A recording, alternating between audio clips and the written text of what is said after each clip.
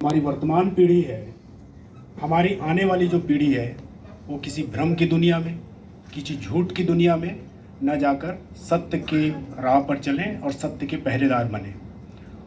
और जो आप तथागत का शाब्दिक अर्थ भी समझेंगे तो तथागत का शाब्दिक अर्थ भी होता है द फाइंडर ऑफ ट्रुथ, मतलब सत्य का खोजी। तो हम चाहते हैं कि हमारे समाज के लोग सत्य को जाने, सत्य को पहचाने। सत्य के बारे में भी एक अपने आप में सच है कि हर व्यक्ति का अपना सच है, उसके अपने तथ्य हैं, उसकी अपनी धारणाएं हैं, जिसके आधार पर उसने उसको सच मान के रखा हुआ है। लेकिन सच मात्र कथा, कहानी या कोई स्मृति या व्याख्यान नहीं है। भले ही वो हमारी मान्यताओं में कितना भी गहरा असर रखता हो, लेकिन सत्य को स्थापित करने के लिए ऐतिहासिक तथ्य चाहिए, पुरातात्विक तथ्य चाहिए, विज्ञान सम्मत सबूत चाहिए। भूतकाल से लेकर वर्तमान तक के जो अनुभव हैं उसके आधार पर उसकी खोज हो, तब जाकर आप सत्य के करीब पहुंचते हैं, और यही है तथागत। और आज के समय में सत्य को समझना इसलिए मुश्किल है क्योंकि ये आर्टिफिशियल इंटेलिजेंस का समय है, सोशल मीडिया का समय है, जिसमें सत्य को खोजना जितना कठिन है उतना ही आसान लगता है। झूठ जो है पूरे समाज में, पूरे देश में, पूरे विश्व में इतनी दबंगई से झूठ हो रहा है कि सच भी अपने लिए रास्ता खोजने की कोशिश में लगा हुआ है। तो हम जो इस फाउंडेशन के तहत जो सच को खोजने के लिए हम लोग कोशिश कर रहे हैं, और ये जो झूठ का जो धुंध फैला हुआ है सब तरफ, उसे हटाने की कोशिश में आप सब सहयोग कर रहे हैं। और हम आते हैं अब इस कार्यक्रम के शीर्षक की ओर, भारत भाग्य विधाता। भारत भाग्य विधाता नाम से ही आप समझ गए होंगे कि क्या कहना चाहते हैं। आज हम 11 अप्रैल है, महात्मा फूले की जयंती है। आज 2 दिन बाद बाबा साहब अम्बेडकर की जयंती है। ये 2 व्यक्ति, ये 2 महापुरुष जिन्होंने इस भारत भूमि के करोड़ों करोड़ों लोगों के जीवन को बदल दिया। बदला कैसे? बदलने को बहुत तरीके से बदल रहे हैं लोग, लेकिन उसको सकारात्मक तौर पर बदलना इन 2 महापुरुषों ने बदल दिया।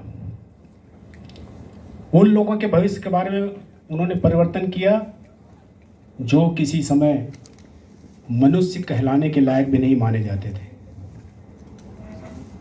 एससी हैं, एसटी हैं, आज की परिभाषा में जो एससी हैं, एसटी हैं, ओबीसी हैं, माइनॉरिटीज़ हैं, और उससे ऊपर जो पूरी पॉपुलेशन की, पूरी जनसंख्या का जो आधा हिस्सा है, महिलाएं,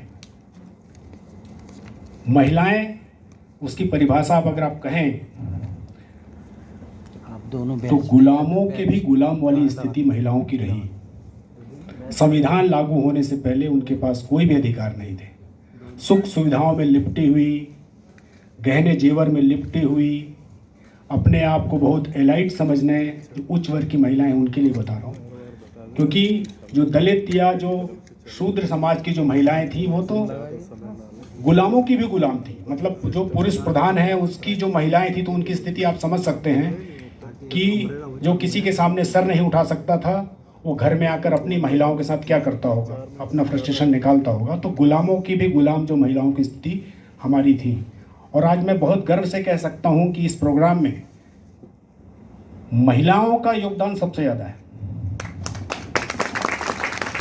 मतलब हम 5-7 लोग लगे हुए थे, लेकिन हमारे बराबर में करीब 25 से 30 महिलाएं लगातार कि ये 2 और 2 और 2 और 2 और हम जोड़ के कैलकुलेट कर रहे थे, तो हमसे भारी। तो मैं महिला मंच जो है उनको मैं बहुत बहुत बधाई देता हूँ, धन्यवाद भी देता हूँ।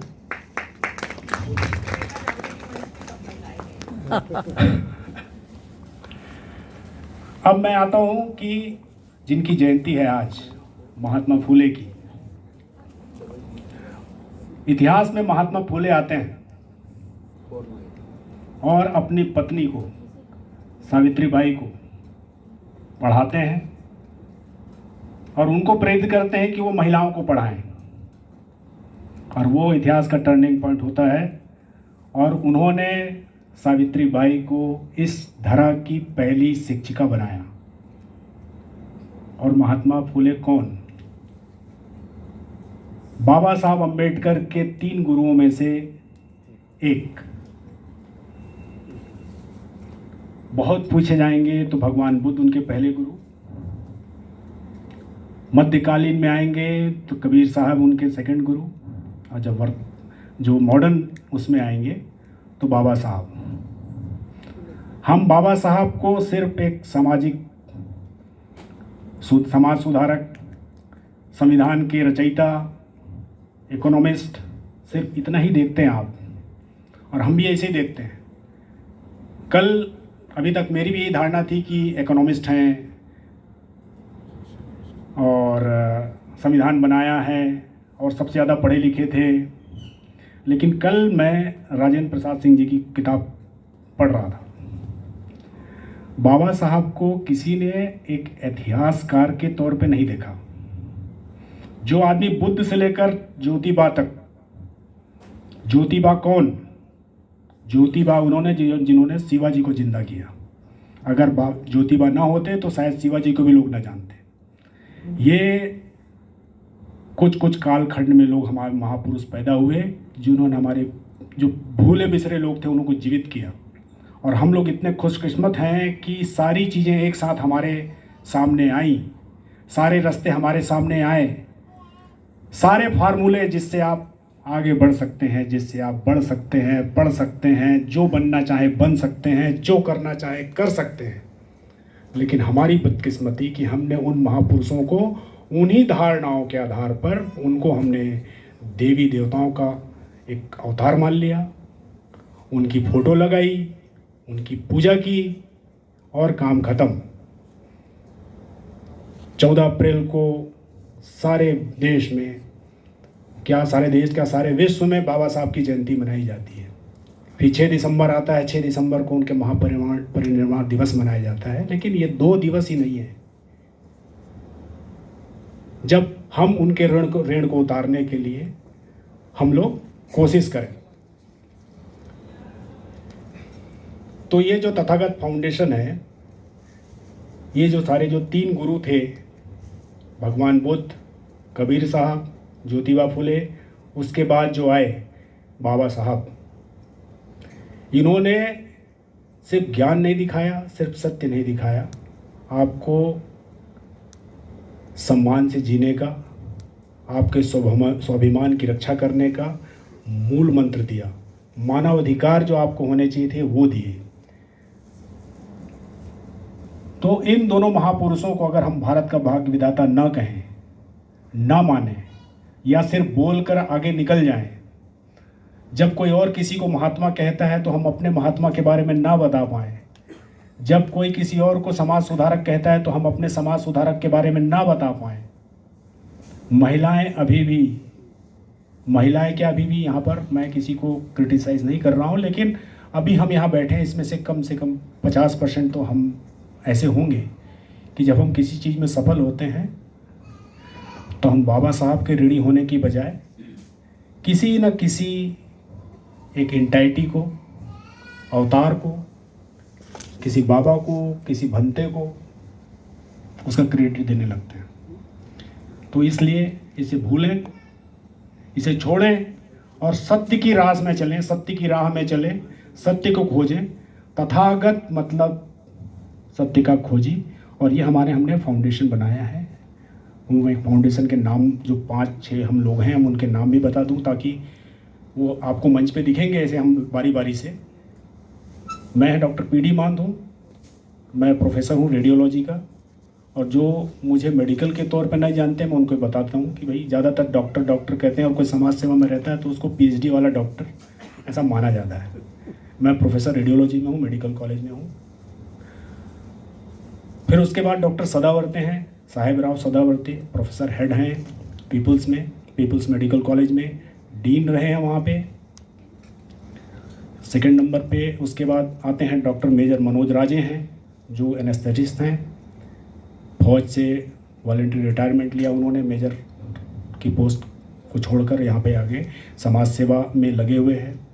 उसके बाद हैं चक्रेश जी, चक्रेश महोबिया जी हैं, वरिष्ठतम पत्रकार हैं। लोग उनको जानते नहीं हमारे समाज के लोग, लेकिन अगर वो उसी फील्ड में जहाँ थे वहाँ रहते तो आज बहुत बड़े पद पे होते। इसी द्वंद्व के कारण, सामाजिक द्वंद्व के कारण उन्होंने वो चीज़ को किनारा किया। उसके बाद हमारे अब्बास मियाँ हैं। आज ईद है, आप समझ सकते हैं आज ईद है, लेकिन अब्बास मियाँ का डेडिकेशन कि अब्बास मियाँ हमारे साथ यहाँ पर हैं। उसके बाद हमारे रवीश कुमार जी हैं, मामा, हमारे मामा मनोज, डॉक्टर मनोज के मामा हैं, तो हमारे मामा हुए और सबके मामा हुए और जगत मामा हो गए हैं आजकल। तो ये हम लोग फाउंडर मेंबर हैं। तो मेरी अपील है आप सबसे कि फाउंडेशन से जुड़े और जो हम करना चाहते हैं, अगर हमारी विचारधारा से आपकी विचारधारा मेल खाती है, आप हमारे जैसे सोच पाते हैं, हमारे कदम से कदम मिला के चलना चाहते हैं, क्योंकि बहुत मुहिम चलती है, बहुत सारे संगठन चलते हैं और भटक जाते हैं, भ्रमित हो जाते हैं। उनमें से हम भी हैं या हम भी हो सकते हैं। तो हम 5 ही हो सकता है कि हम एक दूसरे की बड़ाई करते रह जाएं। तो हम चाहते हैं कि निंदक नीरे राखिए, हमारी भी खाल उधेड़ी जाए, क्योंकि ये प्रोग्राम था, हमने किसी से चंदा नहीं लिया। जिसने भी कंट्रीब्यूट किया तत्काल स्क्रीनशॉट से ग्रुप, जो ग्रुप में वो व्यक्ति ने कंट्रीब्यूट किया उस ग्रुप में है, उसका पैसा उसमें आ गया। तो जो खर्च किया है वो हम आपको बताएंगे प्रोग्राम के बाद कि ये हमने खर्च किया, इतना पैसा बचा या इतना पैसा ज़्यादा खर्च हो गया। ट्रांसपेरेंसी पूरी रहेगी। तो आप लोग हमारे को मार्गदर्शन देने के लिए, हमें सही रास्ते पे चलने के लिए, आप लोग, आपके जैसे लोग और ख़ास के महिलाएं ही हम लोग को सुधार सकते हैं, इसमें कोई दो राय नहीं है, किसी को कोई इसमें शंका नहीं होनी चाहिए। और हमने सोचा है कि अगले साल से, मतलब ये आने वाले समय से 24-25 के बाद से एक हम तथागत सम्मान शुरू करना चाहते हैं। 2 सम्मान करेंगे, एक व्यक्तिगत तौर पे करेंगे और एक कपल के तौर पे करेंगे, पति पत्नी।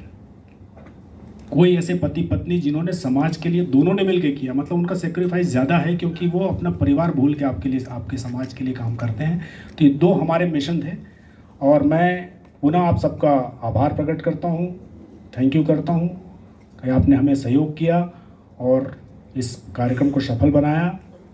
और मैं आगे के कार्यक्रम के लिए अब्बास मियाँ को आमंत्रित करता हूँ कि कार्यक्रम को आगे संचालित करें।